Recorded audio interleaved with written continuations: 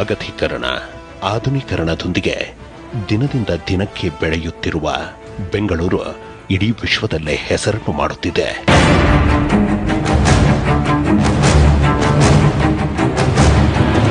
Number 1 city, number 2 city, IT city, BT city, silicon city ಎಂಬ ಬಿರುದುಗಳನ್ನು ಪಡೆಯುತ್ತಿರುವ ಬೆಂಗಳೂರಿನಲ್ಲಿ ದೇಶ ವಿದೇಶದ ಕಂಪನಿಗಳು ಹೂಡಿಕೆ ಮಾಡುತ್ತಿವೆ.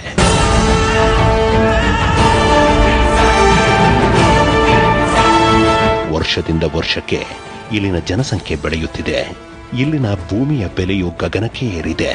ಇಲ್ಲಿನ ಒಂದೊಂದು ಇಂಚು ಜಾಗವು ಚಿನ್ನದ ಬೆಲೆಗೆ ಮಾರಾಟವಾಗುತ್ತಿದೆ.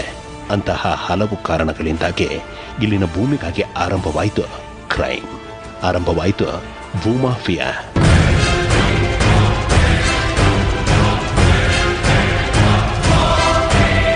ನಕಲಿ ದಾಖಲೆಗಳನ್ನು ಸೃಷ್ಟಿಸಿ ಕೋಟಿಗಟ್ಟಲೆ ಬೆಲೆ ಬಾಳುವ ಎಕರೆಗಟ್ಟಲೆ ಜಾಗವನ್ನ ಮೋಸದಿಂದ ಕಬಳಿಸುವಂತಹ, ಒತ್ತುವರಿ ಮಾಡುವಂತಹ ಒಂದು ವರ್ಗದಿಂದ ಸರ್ಕಾರಕ್ಕೂ ಮೋಸ, ಜನಸಾಮಾನ್ಯರಿಗೂ ಮೋಸ. ಎಲ್ಲಾದರೂ ಜಾಗವು ಖಾಲಿ ಇದ್ದರೆ ಸಾಕು, ಅದಕ್ಕೆ ಸರಿಯಾದ ದಾಖಲೆಗಳು ಇಲ್ಲದಿದ್ದರೆ ಸಾಕು.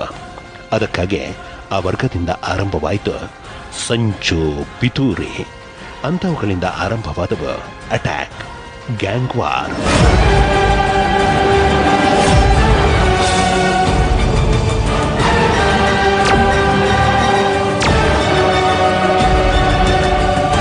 ಭೂಮಾಫಿಯಾಗಿ ಇಳಿದ ಅಂತಹ ಒಂದು ವರ್ಗದಿಂದ ಸರ್ಕಾರಕ್ಕೆ ಸೇರಿದ ಲಕ್ಷಾಂತರ ಕೋಟಿಗಳು ಬೆಲೆ ಬಾಳುವ ಎಕರೆಗಟ್ಟಲೆ ಭೂಪ್ರದೇಶವು ಕಬಳಿಸಲ್ಪಟ್ಟಿತು, ಒತ್ತುವರಿ ಮಾಡಲಾಯಿತು. ಅಂತಹ ವರ್ಗದಲ್ಲಿ ಪ್ರಭಾವಿಗಳು ಇದ್ದ ಕಾರಣ ಸರ್ಕಾರಕ್ಕೂ ಏನು ಮಾಡದಂತಹ ದುಸ್ಥಿತಿ ಎದುರಾಯಿತು. ಅಂತಹ ಸ್ಥಿತಿಯಲ್ಲಿ ಸರ್ಕಾರವು ಒಂದು ನಿರ್ಧಾರವನ್ನು ಮಾಡಿತು. ಆ ನಿರ್ಧಾರವೇ ಯಾರಿಗೂ ಮುಲಾಜು ನೋಡದ, ಆಮಿಷಕ್ಕೆ ಬಲಿಯಾಗದ ಓರ್ವ ಖಡಕ್ ಆಫೀಸರನ್ನ ನೇಮಿಸುವುದು. ಕಬಳಿಕೆಯಾಗಿರುವ ಭೂಮಿಯನ್ನ, ಒತ್ತುವರಿಯಾಗಿರುವ ಜಮೀನನ್ನ ಹಿಂಪಡೆಯುವುದು. ನ್ಯಾಯಾಲಯದ ತೀರ್ಪಿನಂತೆ ಕೆಲವೊಂದು ಜಾಗಗಳನ್ನ ತೆರವುಗೊಳಿಸುವುದು.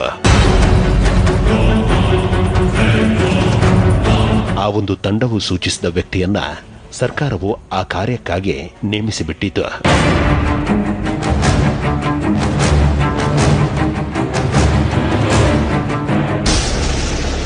ಹಾಗೆ ನೇಮಿಸಿದ ಅಧಿಕಾರಿಯು ಯಾರಿಗೂ ಮುಲಾಜು ನೋಡದೆ, ಯಾವ ಪ್ರಭಾವಿ ವ್ಯಕ್ತಿಗೂ ಹೆದರದೆ ಅಂಥವರಿಂದ ಕಬಳಿಕೆಯಾಗಿದ್ದ, ಒತ್ತುವರಿಯಾಗಿದ್ದ ಸುಮಾರು 3.5 ಲಕ್ಷ ಕೋಟಿ ಮೌಲ್ಯದ 13,500 ಎಕರೆ ಭೂಮಿಯನ್ನ ವಶಪಡಿಸಿಕೊಂಡು ಬಿಟ್ಟರು.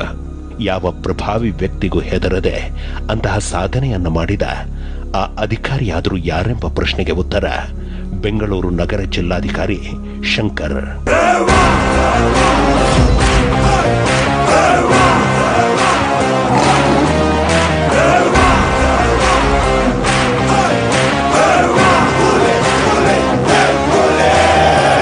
ಒಂದು 50 ಎಕರೆಗೂ ಹೆಚ್ಚು ಸರ್ಕಾರಿ ಒತ್ತುವರಿ ಆಗಿರೋದನ್ನು ತೆರವುಗೊಳಿಸ್ತಾ ಇದ್ದೀವಿ.